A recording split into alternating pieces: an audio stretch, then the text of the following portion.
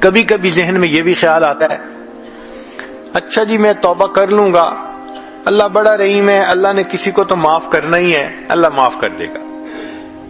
بھئی اللہ رحیم ہے، معاف کر دیں گے، یہاں تک تو بات ہے صحیح، لیکن اگر موت کے وقت ایمان ہی سلامت نہ رہا تو پھر کیا بنے گا؟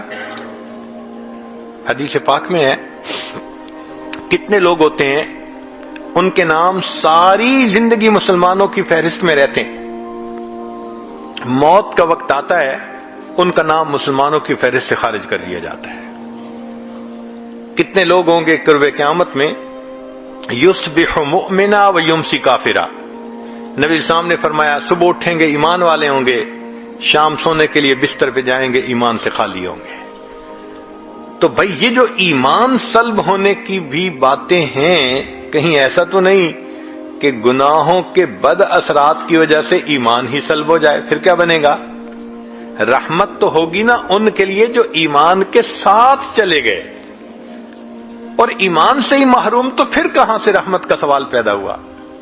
اور علماء نے لکھا ہے کہ کچھ گناہوں کے بد اثرات عین موت کے وقت ظاہر ہوتے ہیں، ان میں سے ایک گناہ زنا کا گناہ ہے۔ اس زنا کے گناہ کے اثرات دنیا میں تو ہوتے ہی ہیں، موت کے وقت بھی ظاہر ہوتے ہیں۔ میں نے ایک مرتبہ حضرت مرشد عالم رحمۃ اللہ علیہ سے یہ بات پوچھی، حضرت میں چھوٹا بھی ہوں، کم علم بھی ہوں، ناسمجھ بھی ہوں، تو مجھے کچھ باتیں نہیں سمجھ میں آتی، آپ اگر اجازت دیں تو میں آپ سے پوچھ لیا کروں۔ حضرت بہت خوش ہوئے، فرمان لگے پوچھا کرو۔ تو میں نے یہ سوال پوچھا کہ حضرت تلبیس ابلیس کتاب میں ایک واقعہ پڑھا ہے، ایک حافظ قرآن تھا جس نے کہ بد نظری کی، شہوت کی نظر کسی پر ڈالی، اور اس کی وجہ سے 20 سال کے بعد وہ قرآن پاک سے محروم ہو گیا، قرآن پاک سینے سے ہی نکل گیا۔ تو میں نے کہا کہ حضرت اس ایک مرتبہ کسی غیر کو دیکھنے پر اتنی بڑی محرومی کہ قرآن پاک سے محروم ہو گیا، یہ تو بہت بڑی سزا ہے۔ تو حضرت نے فرمایا اصل میں یہ اللہ کی غیرت کا معاملہ ہے۔ وہ کیسے؟ کہ اللہ تعالیٰ چاہتے ہیں میرے بندے نعمتیں میں نے دیں، پیدا میں نے کیا، اب تیرا دل میری محبت کے لیے وقف ہونا چاہیے، یہ میرا گھر ہے۔ جب ہم اپنے دل میں اللہ کی بجائے کسی غیر محرم کو بساتے ہیں اور اس کی محبت دل میں لاتے ہیں، اب کسی عورت کے گھر ذرا کسی اور عورت کو لا کے بٹھاؤ نا، پھر دیکھو وہ کیسے ریئیکٹ کرتی ہے۔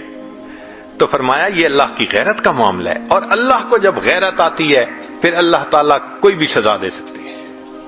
تو اگر ایک مرتبہ کی بدنظری قرآن پاک سے محرومی کا سبب بن سکتی ہے، تو یہ جو آج اس کے ساتھ افیئر ہے، کل اس کے ساتھ ہے، پرسوں اس کے ساتھ ہے، میرا ٹائم نہیں گزرتا، میں تمہیں ہر وقت یاد کرتا ہوں، میسیجز چل رہے ہیں، ملاقاتیں ہو رہی ہیں، پھر اس کا نتیجہ کیا نکلتا ہے کہ انسان موت کے وقت ایمان سے محروم ہو جاتا ہے۔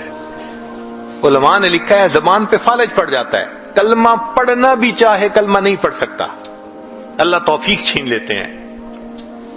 تو اس لیے ایسے گناہوں سے توبہ کرنی فی الفور ضروری ہے۔